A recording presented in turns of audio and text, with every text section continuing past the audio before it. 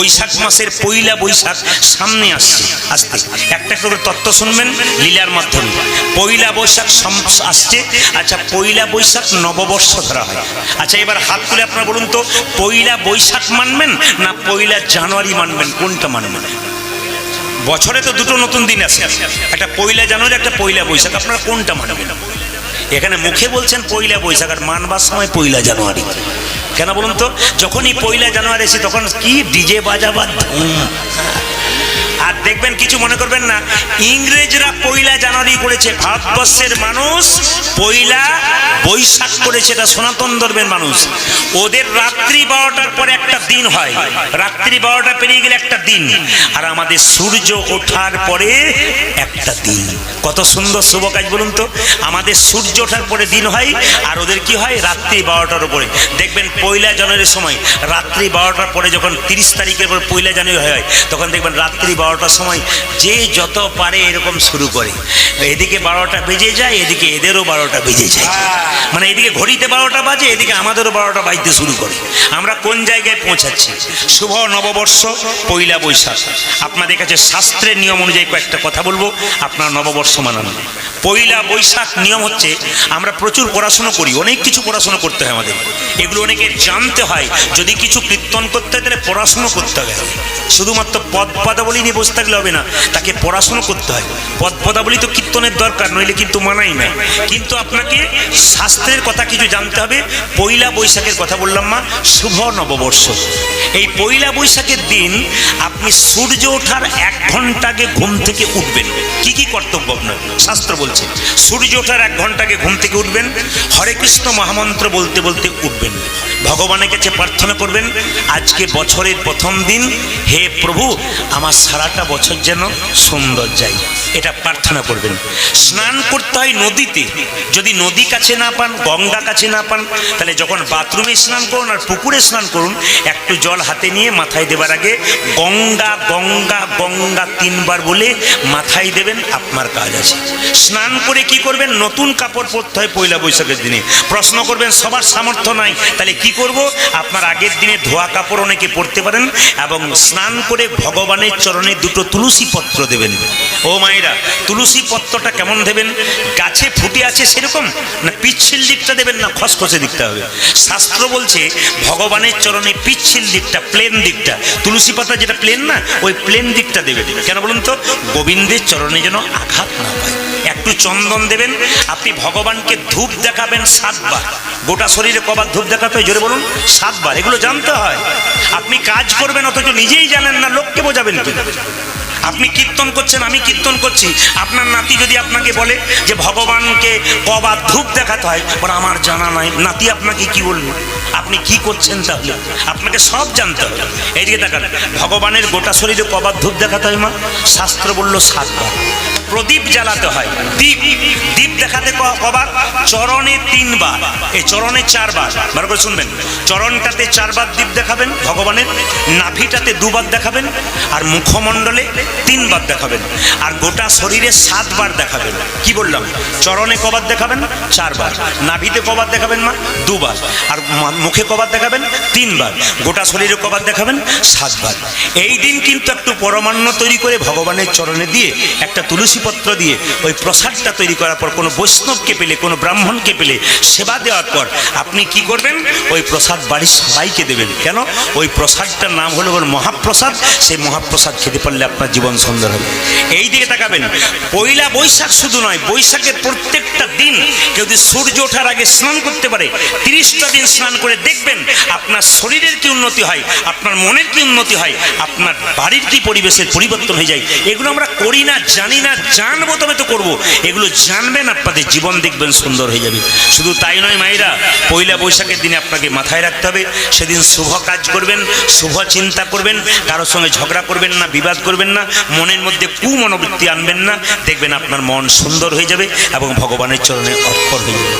না দপি শুনি চেন তর রিব সহিষ্ণু না অমানেন মান দেন কীর্তনীয় সদাহরি। কথাগুলো শুনবেন, বিচার করবেন। যাকে তাকে বৈষ্ণব বলা যায় না, বৈষ্ণব কারা? তৃণাদপি শুনিচন, ঘাসের চাইতে নিচ। আপনি রাস্তা দিয়ে পেরিয়ে যাচ্ছেন, ঘাসের ওপরে পা দেবেন, ঘাস মাথা নিচু করবে, পা তুলবেন, আবার ঘাস মাথা উঁচু করবে। কিন্তু বৈষ্ণবকে আপনি হাজার গালাগাল দেন, ওই যে মাথা নিচু করবে আর উঁচু করবে না, ইনি হলেন বৈষ্ণব। চিনবার নিয়ম আছে, শাস্ত্র পড়ে করুন, চিনতে পারবেন বৈষ্ণব কারা। আর বৈষ্ণব কাকে বলে বাবা? অমানেন মানদেন তররিব সহিষ্ণু না, অমানেন মানদেন তররিব সহিষ্ণু না। মানে কি? একটা বিরাট বড় গাছ আপনি কাটছেন, যতক্ষণ না মাটিতে পড়ছে ছায়াদান করছে, ফলদান করছে। কিন্তু বৈষ্ণবকে আপনি হাজার আঘাত করুন, যতক্ষণ না মাটিতে পড়ছে আপনাকে হরিবোল বলিয়েই যাচ্ছে। অমানেন মানদেন মানে কি? এই পথ দিয়ে, রাস্তা দিয়ে কোন একজন কুষ্ঠব্যাধি লোক ছটপট ছটপট করছে, মা আপনি আমি রাস্তা দিয়ে পেরিয়ে গেলাম, নাকে কাপড় চাপা দিয়ে চলে গেলাম। কিন্তু যিনি পরম বৈষ্ণব তিনি কি করবেন? এড়িয়ে দেখান। তিনি কি করবেন? নাকে কাপড় চাপা দেবেন না, কোলে কোল দিয়ে বলবে একবার হরি বল বল। এই জগতে কোনো ডাক্তার তো রোগ ভালো করতে পারে নাই, আমার সঙ্গে কোলে কোল দিয়ে একবার হরি বল বল, তো দেহ রোগ তো দূর হবে, তার সঙ্গে তোর ভব রোগ পর্যন্ত দূর হবে। এ হচ্ছে বৈষ্ণব। অমানেন মানদেন কীর্তনীয় সদাহরি। যার কাছে কি থাকবে? তিলক থাকবে, তুলসী মালা থাকবে, শিখা থাকবে, কৌপিন থাকবে, বহিঃপাশে হরিনাম থাকবে, ইনি হচ্ছেন বৈষ্ণব। এই দিয়ে দেখাবেন। আর বৈষ্ণব কাকে বলে মা? একবার মন দিয়ে শুনবেন। বলছে গাছ যেমন ফল দেয় নিজের জন্য নয় জগতের জন্যে, নদী যেমন জল দেয় নিজের জন্য নয় জগতের জন্যে, বৈষ্ণব নাম দেন নয় নিজের জন্য নয়, জগতের মানুষের কল্যাণের জন্য। এবার বৈষ্ণব কাকে বলে একটু প্রমাণ দেখে নিন আপনারা, যে যেখানে বসেছেন। বৈষ্ণবের বশ কৃষ্ণ, সর্বশাস্ত্রে কয় এই সব জানিলহ বৈষ্ণবের আশ্রয়। বৈষ্ণবকে আশ্রয় করতে পারলে আপনি কৃষ্ণকে পেয়ে যাবেন। একটা প্রমাণ, আপনাদের এই জায়গাটা বাসুকি চক নাকি, কি বলছেন? বাসকি চক, তাই তো? যাক, আমার নামটা ক্লিয়ার নেই, কেউ ভুল হলে অপরাধ ক্ষমা করে দেবেন। ধরুন কৃষ্ণপুর, কৃষ্ণপুর, আমি কৃষ্ণপুর দিয়ে শুরু করি ভগবানের নাম দিয়ে। তা কৃষ্ণপুরে মায়েরা কিছু মনে করবেন না, কৃষ্ণপুরের পাশে একটা গরুর হাট আছে। ধরুন আছে, গরু গাভী কিনতে গেলেন, বাছুর কিনলেন। আচ্ছা বলুন তো, গাভীটাকে দড়ি দিয়ে টানছেন, গাভী আসছে না, কি করলে গাভী আসবে? বাছুরটাকে করলে করে এগিয়ে যান, গাভীকে ডাকতে হবে না, বাছুর আপনার পেছন পেছন, গাভী আপনার পেছন পেছন আসবে যদি বাছুরটাকে কোলে করে নিয়ে যান। বৈষ্ণবের চরণ ধরে এগিয়ে গেলে ভগবানকে ডাকবার দরকার নাই, ভগবান আপনার পেছনে পেছনে চলে যায়। আর বৈষ্ণব কাকে বলে মা? সবাই লক্ষ্য করবেন। হাজার হাজার বটের ফল বট গাছে হয়, বট গাছে হয়, একটাও নিচে পড়ে চারা গাছ হয় না, চারা গাছে হয় না। পাখিতে খেয়ে স্টোমাকে গিয়ে সেই পাখি যদি ছাদের কার্নিশে পায়খানা করে, তার থেকে বট গাছ হয়। হাজার হাজার লোকের মুখে কৃষ্ণ কথা শুনলে হবে না, যতক্ষণ না বৈষ্ণবের মুখে মধুমাখার নাম শুনবেন, ততক্ষণ আপনার গৌর গোবিন্দের কৃপা হবে। পরম বৈষ্ণব যারা আছেন তাদের মুখ থেকে কৃষ্ণ কথা শুনতে হয়, আপনার জীবন ধন্য হয়ে যায়, আপনার জীবন জনম সব ধন্য হয়ে যায়। আর কি বললো লক্ষ্য করুন। আর বৈষ্ণবের স্বভাব দেখুন, হাজার আঘাত করুন, বৈষ্ণব কিছু করবে না। আমি একটা বাস্তব প্রমাণ দিই। একটা কলেজে পড়া মেয়ে দুতলার উপরে দাঁড়িয়ে আছে, একজন বৈষ্ণব ন্যাড়া মাথা করে, এইদিকে একজন বৈষ্ণব ন্যাড়া মাথা করে স্নান করে গঙ্গা থেকে ফিরছে, আর কলেজে পড়া মেয়েটা কি করছে দেখুন, আমার দিকে তাকান। সঙ্গে সঙ্গে কলেজে পড়া মেয়েটা ওই বৈষ্ণবের মাথাটাকে তাক করে, বৈষ্ণবের মাথায় থুতু পড়েছে। আর বৈষ্ণব কি করছে দেখুন, মা আমার মাথায় থুতু ফেলে দিলি, আচ্ছা ঠিক আছে আমি আবার গঙ্গা স্নান করবো। একবার আমাদের যদি কাউকে থুতু ফেলে কি বলবো বলুন তো? একবার নেমে আয়, তারপর দেখাবো মজা তোকে, আমরা বলবো। বৈষ্ণব বলে না, থুতু ফেলে দিলি, আচ্ছা স্নান করে আসে, গঙ্গা স্নান করে আসছে, আবার মেয়েটি তাক করে আছে, আবার থুতু ফেলে দিলি, আচ্ছা মা ঠিক আছে স্নান করে আসে, আবার পেরোচ্ছে, আবার থুতু ফেলেছে, 10 বার থুতু ফেলেছে, 10 বার গঙ্গা স্নান করেছে, 11 বার থুতু ফেলেছে। আর তার বাবা দেখতে পেয়ে বলছে, তোর লজ্জা করে না? তুই না কলেজে পড়িস, একটা বৈষ্ণবের মাথায় থুতু ফেলছিস, তুই আমার বাবা বলে ডাকবি না, তোর লজ্জা করা উচিত। মেয়েটি বলছে, বাবা বৈষ্ণব প্রতিবাদ করে না, ওই জন্য মাথায় থুতু দিতে আমার ভালো লাগছিল, আমি খুব খুশি হচ্ছিলাম। বৈষ্ণব সঙ্গে সঙ্গে বলছে, বাবা তখন বলছে, খবরদার আমাকে বাবা বলে ডাকবি, তুই বৈষ্ণব মাথায় তুই বলেছিস, একবার কথা বলবি না আমার সঙ্গে। বৈষ্ণব বলছে, বাবা আপনার মেয়েকে বকাবকি করবেন না, আপনার মেয়ের জন্য আমার লাভ হয়ে গেছে। লাভ? হ্যাঁ, আপনার মেয়ে আমার মাথায় থুতু ফেলেছে, আমার তো লাভ হয়েছে। কি লাভ হয়েছে তোমার?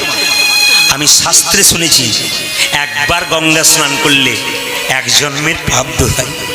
আপনার মেয়ে আমার মাথায় 10 বার থুতু ফেলেছে, আমি 10 বার স্নান করেছি, আমার জন্ম জন্মান্তরে যত পাপ আছে সব পাপ আমার। দেবকী কৃষ্ণকে জন্ম দিয়েছিল, জোরে বলুন হ্যাঁ না না বলবেন আপনারা। দেবকী কৃষ্ণকে জন্ম দিয়েছিল, যশোমতী কৃষ্ণকে বড় করেছিল। ঠিক কি ভুল? আপনারা উত্তর দেবেন, ধরবেন কিন্তু ভুল করলে। কি? কৃষ্ণকে জন্ম দিয়েছিল দেবকী, আর লালন পালন করেছিল যশোমতী।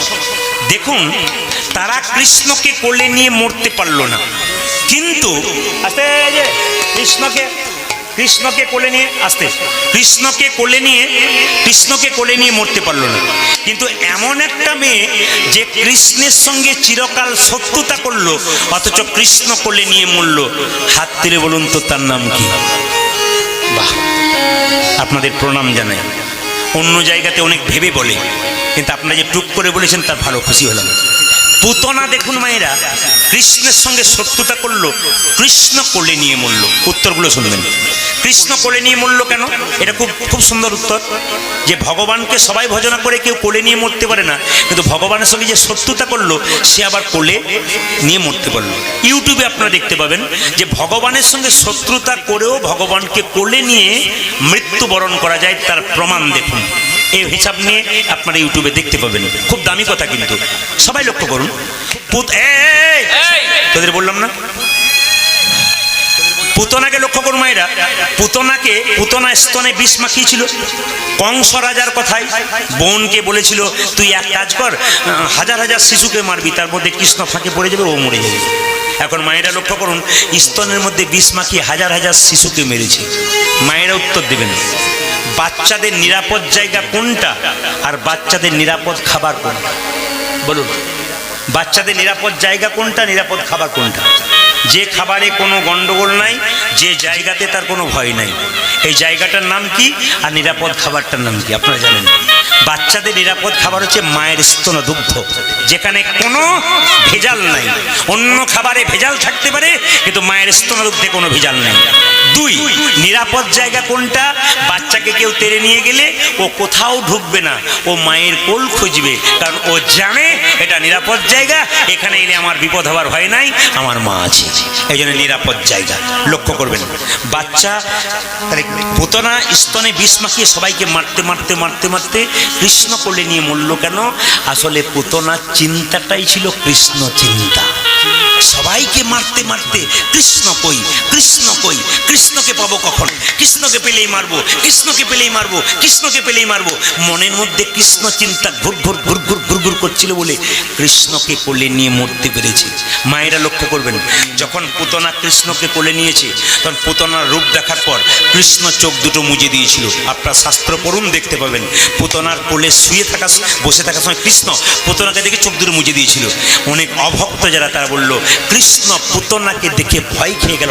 না, কৃষ্ণ ভয় খাওয়ার ভগবান নয়, তিনি কাউকে ভয় পান না, তিনি জগৎপতি, যাকে দেখে সবাই ভয় পায়, সে আবার কাকে দেখে ভয় পাবে? কিন্তু সে চোখ দুটো মুজে দিয়েছিল। প্রশ্ন করলো, কেন পুতনা চোখ দুটো মুজলো? পুতনা চোখ দুটো মুজলো এই জন্যে, চিন্তা করলো, কৃষ্ণ চোখ দুটো মুজলো এই জন্যে, চিন্তা করলো, পুতনা তুমি তো আমার মা হও নাই, মায়ের নাটক করছো, তো মায়ের নাটক করছো, অভিনয় করছো, তোমাকে আমি স্বর্গে পাঠাবো না নরকে পাঠাবো, ওই চিন্তাই করছিল। সবাই লক্ষ্য করুন, যখনই পুতনার স্তনে টান মেরেছে কৃষ্ণ, আর সঙ্গে সঙ্গে চিৎকার করতে করতে পুতনার প্রাণ বেরিয়ে চলে গেল। পুতনাকে স্বর্গে জায়গা দিয়েছিল বাবা, মায়ের অভিনয় করেছিল বলে। এইবার সবাই লক্ষ্য করবেন, যখন পুতনার শরীরটাকে সৎকার করা হবে, তখন কেটে টুকরো টুকরো করে, যখন মানে এত বড় কয়েক যোজন বড় শরীরটা, তো একটা ক্রেনে নিয়ে যাওয়া হবে না, এত বড় শরীর, তাকে কেটে কেটে কেটে কেটে টুকরো করে তার সৎকার করা হবে। তো যখন কেটে কেটে মাংসগুলো টুকরো করছিল, তখন আমাদের কেউ যদি মারা যায় মাংসগুলো কাটা হয়, দুর্গন্ধ বেরিয়ে যাবে। কিন্তু পুতনা যখন মরে গেল, তার মাংসগুলো কেটে কেটে টুকরো টুকরো করা হচ্ছিল, তার রক্ত থেকে চন্দনের সুগন্ধ বেরোচ্ছিল। কেন বলুন তো? ভগবান অমৃতময়, সেই মুখ দিয়ে পুতনার স্তনের মুখ দিয়েছে, এই জন্য পুতনার গোটা শরীরের রক্তটা অমৃতের মতো চন্দনের মতো গন্ধ বেরোচ্ছে। এই জন্য ভগবান রূপী চন্দনকে যদি আপনার সঙ্গে কাটতে পারেন, আপনাদের কোনো সাজার দরকার হবে না মা, আপনাদের সুন্দর সুগন্ধ শরীর থেকে বেরোবে, আনন্দময় হয়ে যাবেন আপনারা। আমাদের সংসারে বহু মা কাঁদছে, এ সংসারে যা এদিকে যে তুলবে হাই, তার মনে হবে বাড়ি যায়, হাই কম তুলবে, হাই তুলতেও পাবো না, না বেশি তুলবেন না, দু একবার তুলবেন।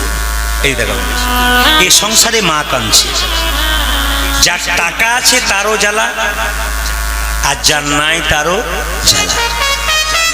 এ জগতে যার ছেলে আছে সেও কাঁদছে, আর যে ছেলে নাই সেও, জেরে বলুন, কাঁদছে।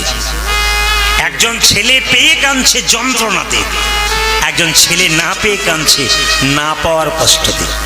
হ্যাঁ, নিবেদন আপনাদের সামনে, এ পৃথিবীতে বাবা মায়ের মতো আপনার কেউ হয় না।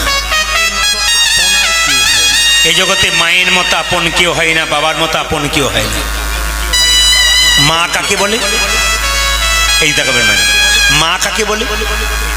বাবা হলো বাড়ির ছাদ, আর মা হলো খুঁটি। এই দুটো যেদিন চলে যাবে, সেদিন গোটা ঘরটার আর কোনো দাম থাকবে না। কিন্তু আমাদের মনের মধ্যে এই ধারণা, পুরো মরে গেলেই বাঁচি। আমাদের সবচাইতে দুঃখ লাগে, কীর্তন যদি জীব শিক্ষা হয়, কীর্তন যদি মানুষের চৈতন্য পরিবর্তন হয়, তবে শুনে রাখুন, একটা বাচ্চা যখন ছোট থাকে, বাবা তখন কোলে নিয়ে যায়, বাচ্চা বলে বাবা ওটা কি? হাজার কাজের মধ্যে বাবা উত্তর দেয় ওটা পাখি। বাবা ওটা কি? ওটা ছাগল। বাবা ওটা কি? ওটা খেলনা। বাবা হাজার কাজের মধ্যে উত্তর দেয় ওটা কি। কিন্তু বাবা যখন বুড়ো হয়ে যায়, ছেলে যখন বড় হয়ে যায়, বাবা যখন বাড়িতে এক কোণে চুপচাপ বসে থাকে আর চলাফেরা করতে পারে না, ছেলের বন্ধুরা বাড়ি এলে বাবা জিজ্ঞেস করে, খোকা কে এসেছিল রে? চুপ কর, তোমার খালি খোঁজ খবর না কাজ, কে এলো না এলো, তোমার কি গেল? তুমি বসতে কর, খাও দাও, চুপ করে থাকো। হ্যাঁ রে খোকা, যেদিন তুই ছোট ছিলি সেদিন তো তোকে আমি বলি নাই, হাজার প্রশ্ন করেছিস, উত্তর দিয়েছি, আজকে তুই উত্তর দিচ্ছিস না। আমাদের সমাজে দুঃখ এটাই, আপনি মানুষ হবেন তখনই যদি বাবা মাকে সম্মান দিতে পারবেন। আর যদি হাজার কীর্তন শুনবেন আর বাবা মাকে সম্মান দেবেন না, আপনার কীর্তন শোনা, কীর্তন করা কোনো লাভ নেই। কীর্তনে আসলে বড় বড় বাক্য বলবো, আমি সেবা দিতে পারবো না বাবা মাকে, আমার বলার কি লাভ আছে? ওর লাভ নেই, ওর কোনো দাম নেই। সেবা দিতে হবে, হাজার কথা বলবো। ওই জন্য অনুকূল ঠাকুর বলেছে যে শিক্ষা মুখে আছে কিন্তু ব্যবহারে নাই, এই শিক্ষার মুখে মারো ছাই। শিক্ষা মুখে আছে কিন্তু ব্যবহার করে না, এই শিক্ষার মুখে মারো চাই, এই শিক্ষার কোনো দাম নাই। ওই জন্য মায়ের মতো আপন আর কেউ হয় না। ও মায়েরা, একটা মায়ের পেটে যখন 10 মাস 10 দিন বাচ্চা থাকে, সেই মা সারা রাত ওঠে আর বসে খোকাকে জন্ম দেবার জন্য। কত দেবতার মন্দিরে কতবার প্রার্থনা করে, হে প্রভু একটা ছেলে হলে আমি তোমাকে সব কিছু দিয়ে দেব। মা ছেলের জন্য এত মানত করে, কিন্তু ছেড়ে বড় হলে মায়ের দিকে একবার তাকায় না, ঘুরে তাকায় না। এরকম সন্তান জন্ম হওয়া ওর পশুকুলে জন্ম হওয়া একই হয়ে গেল, যদি মানুষ হয়ে বাবা মায়ের সেবা না করতে পারে। সেবা না করিতে পারে। একটা মায়ের পেটে একটা বাচ্চার 10 মাস 10 দিন জায়গা হয়, জায়গা হয়। সেই ছেলে বড় হয়ে দুমকাতে বাড়ি ভাড়া করে থাকে, আত্মীয় স্বজন সবার জায়গা, কিন্তু বাবা মা গেলে জায়গা হয় না। এ কীর্তন শুনে কোনো লাভ হবে না যদি আসল দেব দেবী দুটোকে ভজন না করো। হরি বল। মন দিয়ে শুনবেন মায়েরা, একবারে দামি কথা। যে বাবা মা তোমাকে কষ্ট করে জন্ম দিল, তোমার জন্য নিজের জীবন শেষ করলো, সেই বাবা মাকে সেবা যদি না করতে পারো তবে তোমার কীর্তন শোনা বেকার হয়ে গেল। ওই জন্য বাবা মাকে সম্মান দাও। দুর্গার অষ্টমী পুজোর দিনে নতুন জামা কাপড় পরে মন্দিরে গেছো পুষ্পাঞ্জলি দেবার জন্য। মা দুর্গা যেন বলতে চাই, মাটির প্রতিমা পুজিস রে তুই, আগে ঘরের জীবন্ত দেবী দেবীকে পুজো কর। জীবন্ত দেবী দেবী দুটো খাবার পেল না, তুই আমায় ফলমূল দিয়ে প্রণাম করতে এলি, ও ফল আমি গ্রহণ করব না। আগে জীবন্ত বাবা মাকে সেবা কর, নইলে সেবা করার কোনো দাম হবে না। শ্রাবণ মাসে দেউ ঘরে জল ঢালতে যাই, কত ছেলে মেয়ে বাঁক কাঁধে নিয়ে জল ঢালতে যাচ্ছে। বাবা ভোলা যেন বলতে চাইছে, এত রাস্তা ধরে কাঁধে করে বাঁক নিয়ে জল ঢালতে এলি, নিজের বাবা গ্রীষ্মকালে বাড়িতে বসে থাকে, তার মাথাতে এক ঘটি জল দিতে পারলি না, তুই আমায় জল দিয়ে কোনো লাভ হবে না।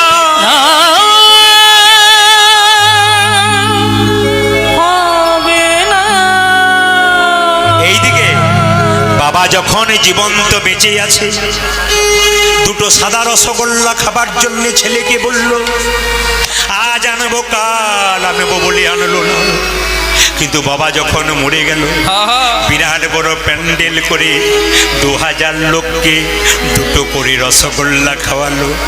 বাবা তাতে খুশি হয় না, বাবা গালাগাল দেয়, খোকারে জীবিত অবস্থায় দুটো রসগোল্লা দিতে পারলি না, মৃত্যুর পরে 1000 লোককে খাওয়ালি, আমার আত্মার শান্তি দিতে পারলি না। এই রাক্ষসের সেবা হলো, বৈষ্ণবের সেবা হলো না।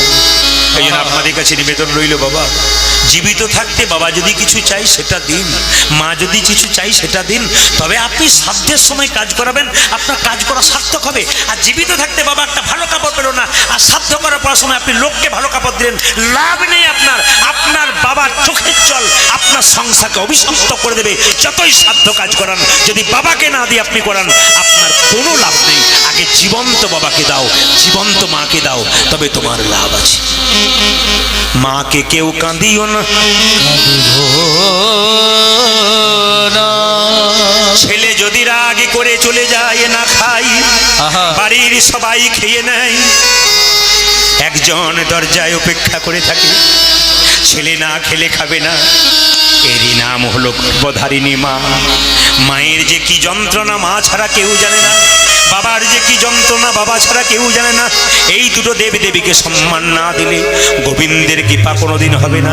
মায়েরা এই দিকে তাকাবেন, মা তো সুন্দর করে রান্না করে ছেলে মেয়েকে খাওয়ায়, ছেলে মেয়ে পেট ভরে খেয়ে চলে যায়, মাকে একবারও প্রশ্ন করে না, মা তুমি খেলে কিনা? মা খাই না তবু কোনোদিন বলে না, খোকারে তোরা খেয়ে নিলি, আমার এদিকে তাকালি না, আমি যে খেতে পেলাম না। মা কোনোদিন বলে না, মা কোনোদিন সন্তানকে অভিশাপ দেয় না, সেদি আশীর্বাদই করে যায়। কিন্তু মায়ের চোখের জল সংসার অভিশপ্ত হয়ে যায়, সংসার দুঃখের সাগরে মিশে যায়। কেউ কাঁদে রে আরে প্রসব কেঁদেছিল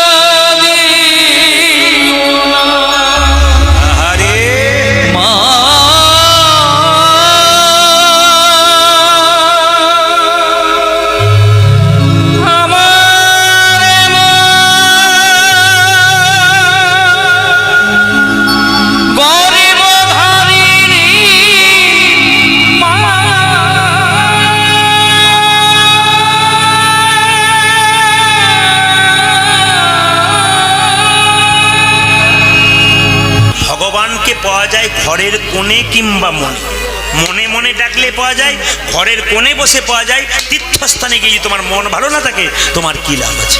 ভগবানকে পাই সংসারে থেকে, প্রমাণ দেখে নিন আমরা। একদিন মায়েরা, একদিন মা যশোদার গুরুদেব, কারো জানা আছে? হাত তুলে বলুন তো, মা যশোদার গুরুদেবের নাম কি? মা যশোদার গুরুদেবের নাম হলো কর্ণম মুনি। এই উনি একদিন একাদশী পালন করেছে। কিছু মনে করবেন না, আমি জানি আপনারা ঝাড়খণ্ডবাসী যারা